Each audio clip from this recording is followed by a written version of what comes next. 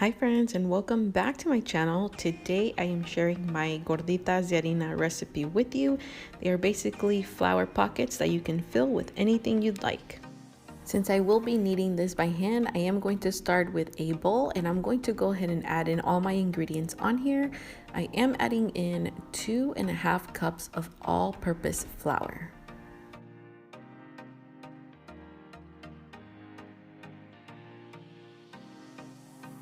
I'm also adding in 1/3 cup of vegetable shortening. This vegetable shortening is a little bit tinted yellow because it is butter flavored, but you can use the regular vegetable shortening for this part.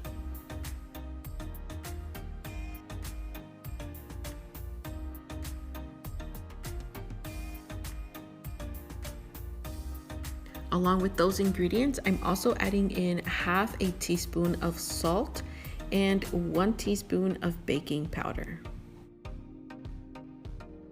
As far as the water goes, it is going to be based on how the dough feels. So I went ahead and warmed 1 cup of water and I will be adding it in slowly. At the end, I did end up using 3/4 cups of the water. I didn't use the entire cup.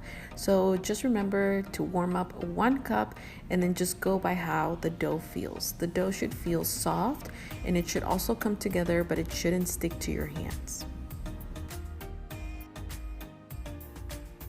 As I mentioned, we are going to be adding in the water slowly. So here I went ahead and added just a tiny bit of water. And what I'm doing is I'm using my spatula to go ahead and break down the vegetable shortening and adding in a little bit of water at a time. And what we're trying to do here is just trying to incorporate all the ingredients, but we're not going to achieve the kneading of the dough with the actual spatula. We're going to go in with our hands a little bit later. So for now, I'm just going to continue to add in water until I see the consistency that I want. And like I said, right now you're not going to be able to see the consistency until you go in with your hands. And the consistency should be that the dough does not stick to your hands, it does not stick to the bowl. It is going to feel a little bit wet and a little bit cold. And you might need to use the whole cup. You might use less than me, you might use a little bit more. So just keep that in mind. The point where you've stirred all the ingredients together, approximately 2 to 3 minutes into the stirring or the kneading with your spatula, go ahead and scrape everything off of the spatula, and now is when we're going to go in with our hands and start kneading by hand. The dough might stick a tiny little bit to your hands, but that's completely fine. As you knead it and as it starts working itself together, it's going to start bringing all the ingredients together, and eventually it's not going to stick to your fingers. That's another way also to know that your dough is ready. So you know that you've kneaded the dough enough once it stops sticking to your fingers, to your hands, and to the sides of the bowl. So just continue to knead this, and I know a few of you are probably going to ask if you can do this with a stand mixer. You certainly can, but with recipes like this one, I like to just make sure that I'm able to feel the texture and feel the consistency.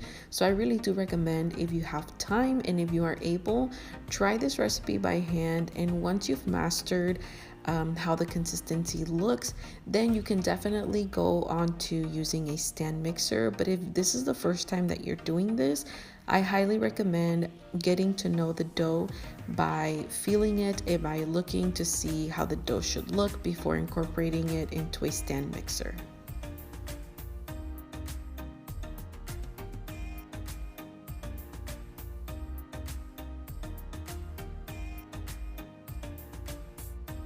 When you are at the point that the dough doesn't stick anymore, make sure that you have a clean surface to work with. So what I'm going to do now is I'm going to remove the dough, and I'm actually going to just continue to knead it on this surface. Make sure to take your time with this. This was approximately about 7 to 10 minutes of me kneading this dough. That's why I sped this part of the video up, but make sure to take your time, go in and out, and massage the dough to ensure that you have the right texture.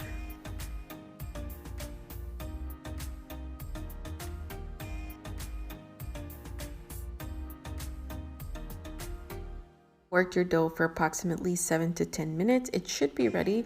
So at this point, what you want to do is you want to go ahead and start cutting them into pieces. So what I did is I cut the big ball of dough in half, and then I cut those halves in halves and those halves in halves, if that makes sense.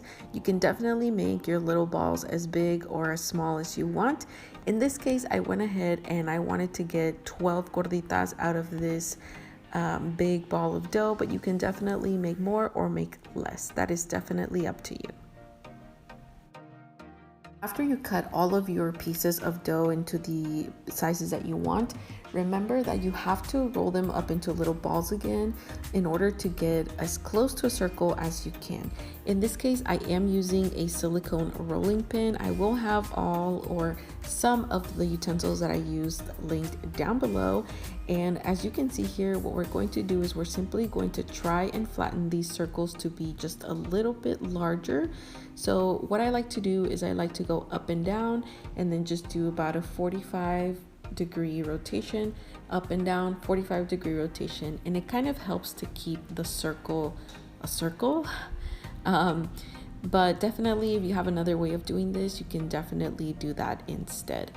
I also want to mention that you can definitely make these as thick or as thin as you want. I like my gorditas to be thinner because I like to fill them and I like to taste the filling rather than just the gordita itself. So definitely you have some freedom there. Rolling out your gorditas, remember to heat up your griddle to medium-high heat. In this case, I am using a squared griddle on medium-high heat, and what I'm going to start doing is I like to place about 3 to 4 gorditas on the griddle at a time. And basically what we're going to do is we're going to flatten them with our hand and just allow them to rest on the griddle for approximately 30 seconds to about a minute before we move them or flip them. Here's a closer look at the thickness that I like, but like I said, you can definitely make these thinner or thicker. So anytime before flipping our gordita, we want to make sure that they are no longer sticking to the griddle. So here I'm using a griddle that has already been cured, meaning that it has been used several times with grease, non-stick spray, and it already has that little coating or like a little scab of all these good oils. So it is good to use for pancakes and gorditas, tortillas, that sort of thing. But if you don't have one that is cured, make sure to use a non-stick griddle. Do not use any non-stick spray. Do not use any butters or oil. Your gorditas will cook and they will bake on top of the griddle without any of this, because remember that we've already added it into the dough. So once about 45 seconds to a minute have passed, go ahead and flip the gorditas onto the other side and let them rest on the griddle for another 30 to 45 seconds. You'll be able to tell that they're ready because when you hold them and you flip them, they're going to be nice and toasty on both sides, just like this.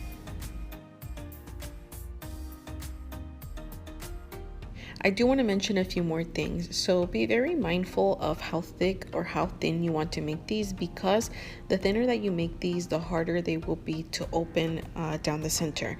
That being said, the thinner that you make them, the more tasty the filling will be, because you'll be able to taste a bit of the tortilla or the gordita with the filling, and you won't just get like a thick piece of gordita.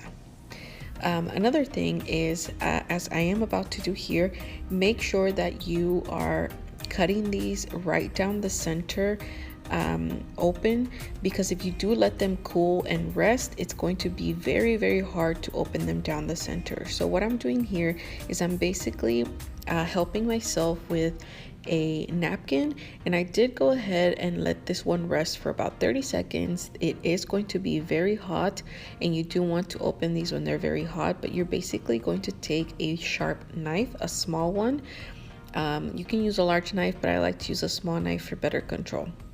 So you're going to take a small knife, and by holding the gordita with your other hand using the napkin, you're going to gently wrap the gordita in the napkin with your thumb and your 4 fingers on the bottom, and you're going to slowly and gently push the knife in, and you're going to feel it kind of like open the center of the gordita. You'll be able to feel it. It's a weird feeling to explain, but you'll feel it once you're holding it.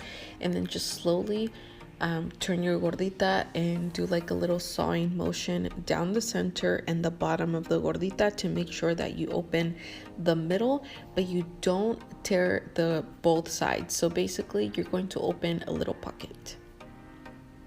And then once you do that, just go ahead and continue to place your gorditas on the griddle and continue to open them as you go. I like to have at least 2 to 3 to open on the plate while I have the other ones cooking or baking on the griddle. These are typically eaten in Mexico, where I'm from, with savory fillings. So for example, if you have refried beans, you can definitely use cheese and refried beans to fill these. You can also use picadillo or ground beef with potatoes and carrots. You can fill these with steak. You can fill them with pork rinds in salsa verde. All kinds of fillings that you can use. They are, like I said, preferably used with savory fillings, so keep that in mind. And hopefully I'll bring you a savory filling recipe very soon so that you can accompany these.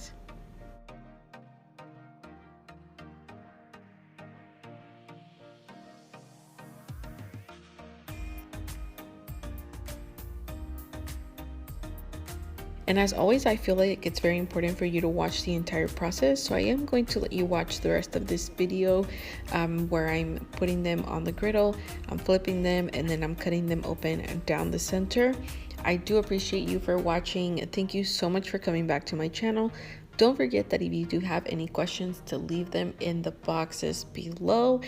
And like I said, thank you so much for being patient with me. I know I've been gone for a while. I did have a baby, and hopefully I will give you guys an update on that soon. And if you make these or you have questions, let me know in the comments. Tag me on Facebook, Instagram. Thank you so much for watching, and I'll talk to you next time. Bye.